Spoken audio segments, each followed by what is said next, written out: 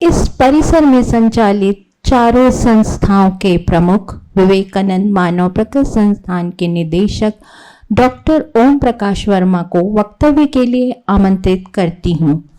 आपके वक्तव्य का विषय है तुलसी के राम।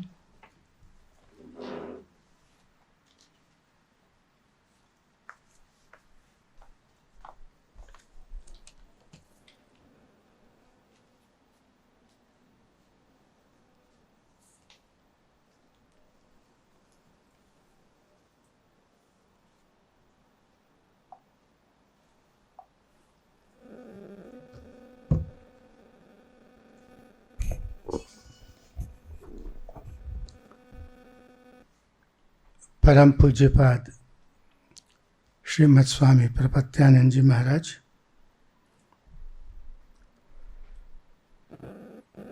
परम श्रद्धेय डॉक्टर चित्तरंजन कर जी, विवेकानंद इंस्टीट्यूट ऑफ एजुकेशन की प्राचार्य श्रीमती रश्मि पटेल और विवेकानंद विद्यापीठ आवासीय विद्यालय के प्राचार्य श्री एच.डी. प्रसाद जी, उपस्थित शिक्षक शिक्षिकाओं, माननीय अतिथिगण और प्रिय छात्र छात्राओं, जैसा कि आपने अभी सुना, मुझे तुलसी के राम विषय पर अपना वक्तव्य देना है। राम शब्द संस्कृत के रम धातु से बना है, जिसका अर्थ होता है आनंददायक, मनोहर, सुंदर इत्यादि। ऐसा कहा जाता है कि जब भगवान श्री राम का जन्म हुआ तो उनका नाम दशरथ राघव रखा गया। बाद में जब उनका नामकरण संस्कार हुआ, गुरु वशिष्ठ ने उनका नामकरण राम के रूप में किया।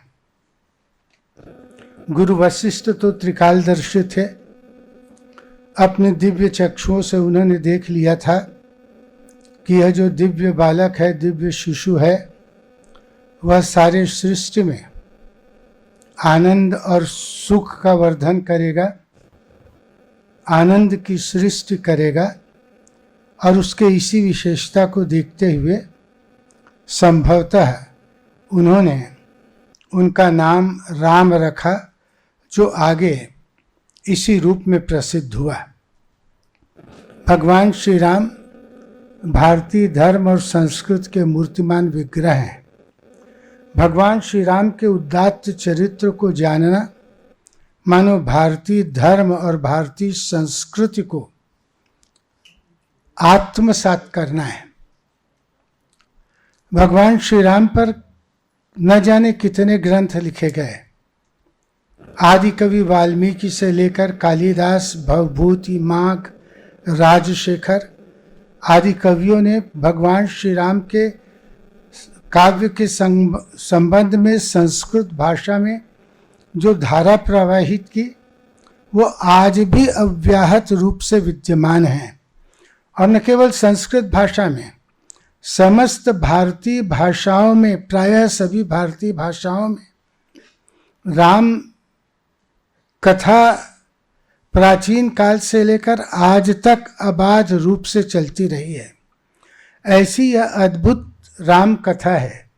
किसी भी कवि के जीवन में शांति नहीं मिली जब तक वह दो शब्द भगवान श्री राम की महिमा में नहीं लिखा। इस संबंध में मुझे संस्कृत साहित्य की एक उक्ति का ध्यान आ रहा है, एक श्लोक का ध्यान आ रहा है कि एक कवि ने भगवान श्री राम को अपने काव्य के नायक के रूप में चुना।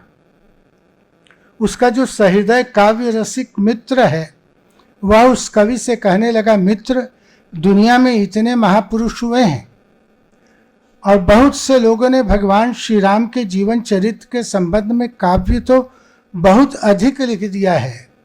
इतना भगवान श्री राम के जीवन में काव्य होते हुए भी अब तुम भी भगवान श्री राम को अपने काव्य का नायक बना रहे हो, तो क्या यह काव्य में पुनरुक्ति दोष नहीं है? वह कवि कहता है कि काव्य में यह पुनरुक्ति दोष तो है, पर वह कवि का नहीं है। वह मित्र कहता है, अरे यदि काव्य का दोष कवि का नहीं है तो फिर किसका है? मूर्ति का दोष यदि मूर्तिकार का नहीं है तो किसका है?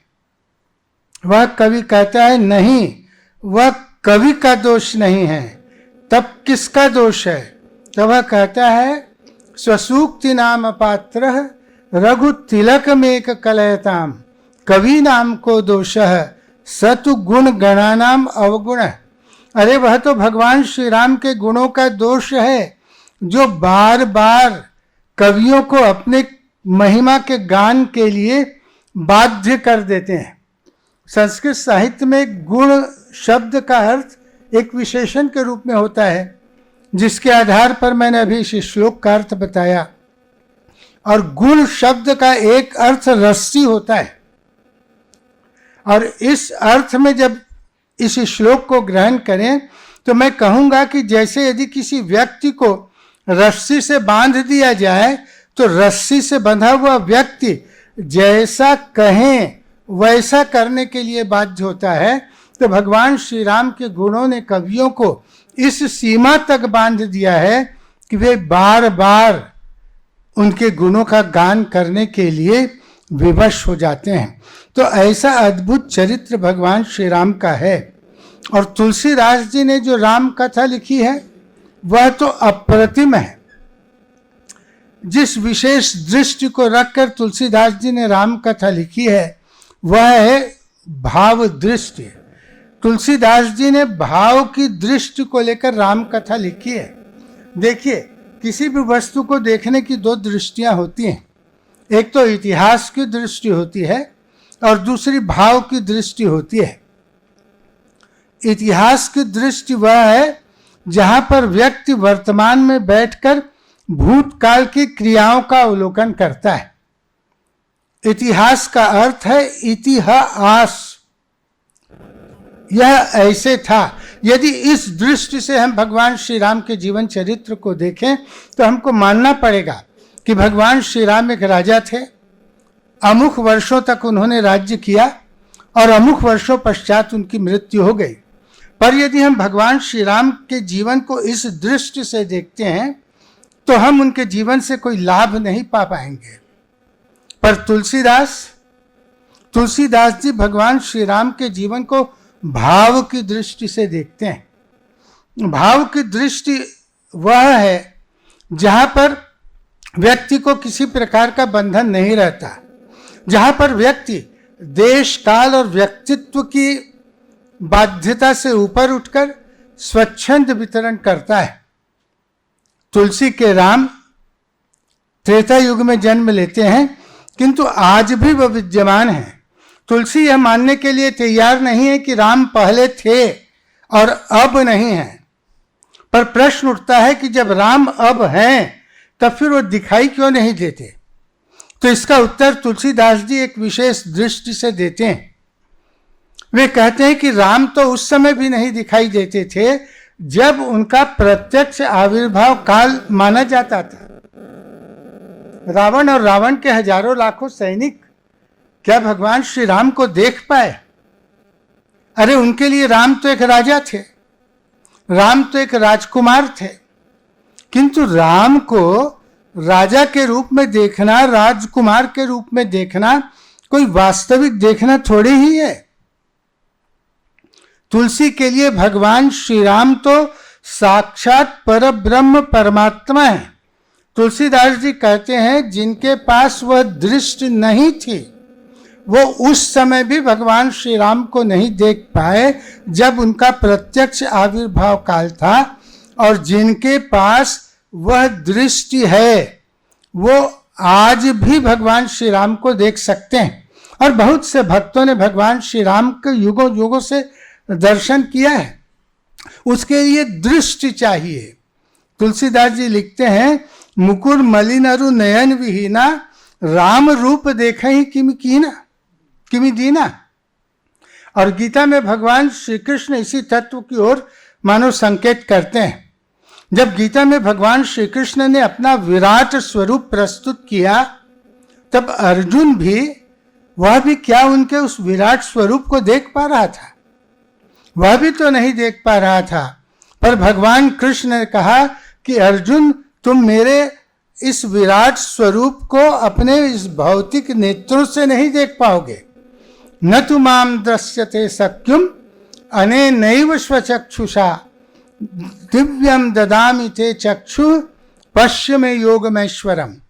तुम अपने इन भौतिक नेत्रों से मेरे इस दिव्य स्वरूप को नहीं देख पाओगे, इसलिए मैं तुम्हें दिव्य दृष्टि देता हूं, और इस दिव्य दृष्टि से तुम फिर मेरे वास्तविक स्वरूप को देखोगे। तो यह जो दिव्य दृष्टि है वही भाव की दृष्टि है। और जब श्री कृष्ण से दिव्य दृष्टि अर्जुन को प्राप्त होती है, वह कृष्ण के वास्तविक स्वरूप को देखता है, अभिभूत हो जाता है, गदगद हो जाता है। भाव विह्वल शब्दों में वह श्री कृष्ण की वंदना करता है। सखेति मत्वा प्रसभम यदुक्तम, हे कृष्ण, हे यादव, हे सखेति, अजानता महिमानम तवेदम मया प्रमादात प्रणयेन वापि। कृष्ण, मैं तो अज्ञानता के कारण, प्रेम के कारण, प्रमाद के कारण मैं तुम्हें कृष्ण कहता था, मैं तुम्हें सखा कहता था। अरे कभी कभी तो मैं तुम्हें राउत भी कह दिया करता था, यादव भी कह दिया करता था। पर अब जब तुमने मुझको दिव्य दृष्टि दी है, मैं जान गया हूं कि तुम कौन हो। अब दिव्य दृष्टि पाकर फिर अर्जुन कृष्ण के वास्तविक स्वरूप को देखता है। वह कह उठता है, त्वमक्षरम परमं वेदितव्यम, त्वमस्य विश्वस्य परम निधानम, त्वमव्ययः शाश्वत धर्म गुप्ता, सनातनस्त्वं पुरुषम मतो में, अनादि मध्यांतम अनंत बीजम, आदि आदि। माने कृष्ण के वास्तविक स्वरूप को वह जब भाव की दृष्टि को पाता है, ये दिव्य दृष्टि को पाता है, तभी वह भगवान श्री कृष्ण के जीवन को देख सकता है, उनके वास्तविक स्वरूप को देख सकता है।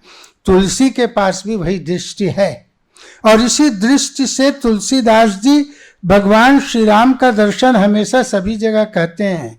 इसी दृष्टि के आधार पर तुलसीदास जी ने चित्रकूट में भगवान श्री राम के दर्शन किए थे। चित्रकूट मह बसत नित, प्रभु सिय लखन समेत, राम नाम जप जाच कहीं, तुलसी अभिमत देत।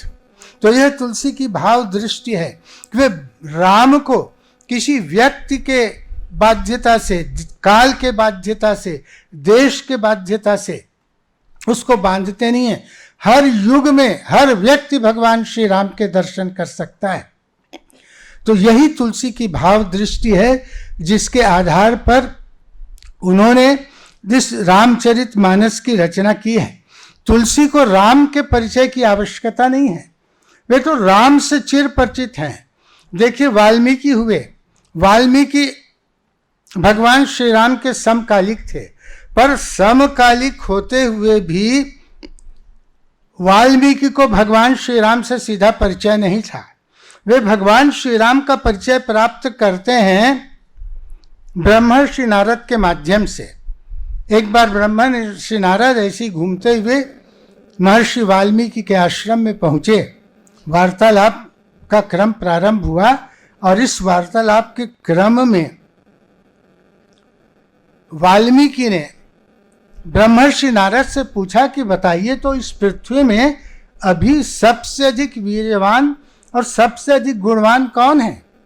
को नस्मिन सांप्रतम लोके गुणवान कश्च वीर्यवान। और तब उनके प्रश्न के उत्तर में ब्रह्मर्षि नारद ने भगवान श्री राम के व्यक्तित्व की बात कही, भगवान श्री राम के व्यक्तित्व के संबंध में बताया, और तब महर्षि वाल्मीकि ने भगवान श्री राम के संबंध में रामायण लिखा, उनकी जीवन गाथा लिखी। पर तुलसी भगवान श्री राम के हजारों वर्षों बाद पैदा हुए। कहाँ भगवान श्री राम त्रेता युग में थे, हजारों वर्षों बाद तुलसी पैदा हुए। पर तुलसी को किसी से भगवान श्री राम के परिचय की आवश्यकता नहीं है। तुलसी हमेशा भगवान श्री राम से परिचित हैं। वो तो भगवान श्री राम के जीवन की प्रत्येक क्रियाओं में अपने आप को उपस्थित पाते हैं। भगवान श्री राम की प्रत्येक क्रियाओं में तुलसी अपने आप को देखते हैं। तुलसीदास जी वर्णन करते हैं, जब भगवान श्री राम का जन्म हुआ तब सारी अयोध्या नगरी उल्लसित हो रही थी। जगह जगह दीप जला रहे थे, सजावट की गई थी और स्त्रियां सोहिलों का गीत गा रही थी।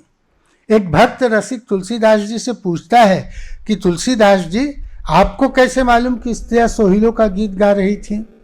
और तब तुलसीदास जी उत्तर देते हैं, तह तुलसी मिल गायो। अरे मेरे को मालूम होने की क्या बात है, गाने वालों में तो मैं स्वयं विद्यमान था। तो यही तुलसी की भाव दृष्टि है।